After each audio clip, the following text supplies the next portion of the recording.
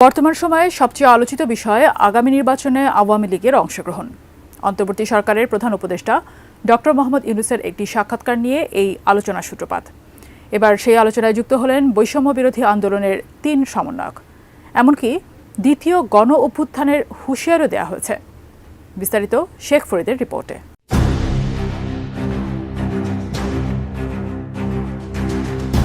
জুলাই গণহত্যার বিচারের আগে আওয়ামী লীগকে কোনো নির্বাচনে অংশগ্রহণ করতে দেওয়া হবে না বলে ঘোষণা দিয়েছেন বৈষম্য বিরোধী ছাত্র আন্দোলনের অন্যতম সমন্বয়ক সার্জিস আলম।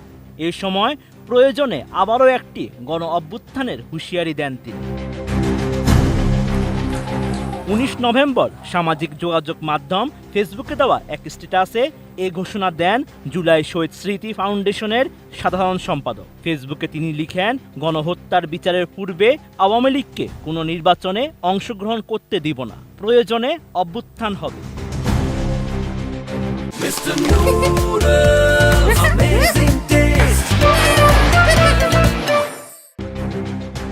এর কয়েক ঘন্টা আগে আওয়ামী লীগের পুনর্বাসন নিয়ে ফেসবুকে স্ট্যাটাস দিয়েছেন বৈষম্য বিরোধী ছাত্র আন্দোলনের আহ্বায়ক হাসনাত আব্দুল্লাহ।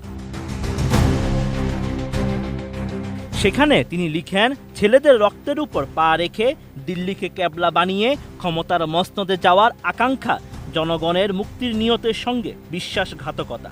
আওয়ামী পুনর্বাসনের জন্য যারা উদ্যোগ নেবে তাদের ইতিহাস গণশত্রু হিসেবে চিহ্নিত হবে। হাসনাত আব্দুল্লাহ আরও লিখেন, জুলাই অভ্যুত্থানের স্পিরিটকে যারা ধারণ করে, যারা গণমানুষের আশা আকাঙ্ক্ষার প্রতিফলন ঘটাতে চায়, তারা ২৪ পরবর্তী বাংলাদেশে আওয়ামী লীগের বিচার নিশ্চিত করার দাবি ছাড়া আওয়ামী লীগ নিয়ে রাজনৈতিক অঙ্গনে আর কোনো দ্বিতীয় বক্তব্য দিতে পারে না। এদিকে ১৮ নভেম্বর জাহাঙ্গীরনগর বিশ্ববিদ্যালয়ের এক আলোচনা সভায় অন্তর্বর্তী সরকারের যুব ও ক্রীড়া মন্ত্রণালয়ের উপদেষ্টা আসিফ মাহমুদ সজীব ভুঁইয়া জানান, সরকারের পক্ষ থেকে যখনই আওয়ামী লীগকে নিষিদ্ধের কথা বলা হয় তখনই রাজনৈতিক দলগুলো সেটির বাধা হয়ে দাঁড়াচ্ছে। ১৯৪৫ সালে জার্মানির ফ্যাসিস্ট নাৎসি পার্টিকে নিষিদ্ধ করা হয় এবং এখনও তারা নিষিদ্ধ রয়েছে। সেখান থেকেই বোঝা উচিত আওয়ামী লীগের পরিণতি কি হওয়া উচিত। এর আগে ভারতীয় সংবাদ মাধ্যম দ্য হিন্দুকে সাক্ষাৎকার দেন প্রধান উপদেষ্টা ডক্টর ইউনূস।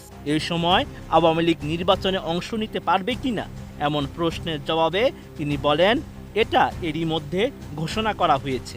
সরকার রাজনৈতিক দল সম্পর্কে সিদ্ধান্ত নিতে চায়নি, বরং বিএনপি বলছে সব রাজনৈতিক দলকে নির্বাচনে প্রতিদ্বন্দ্বিতা করতে হবে, তাই তারা এরই মধ্যে তাদের রায়